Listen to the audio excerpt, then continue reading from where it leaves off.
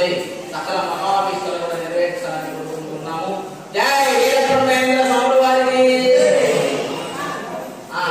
కుమార్తె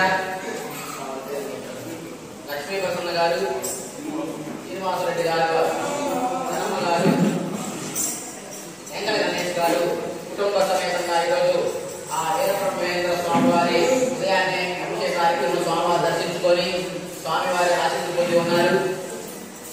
ఇటువంటి గోవింద నామాసనిత వీరబ్రహ్మేంద్ర స్వామి వారి యొక్క సోమవారం రోజు శ్రావణ మాసం రోజు మనం అవకాశం కలిగింది. స్వామివారి ఆశీస్సు మీ కుటుంబానికి ఉండాలి. మీ పిల్లలు విద్యాబుద్ధులై మంచి ఉద్యోగాలు చేసి ఆదర్శప్రాయంగా జై వీరబ్రహ్మేంద్ర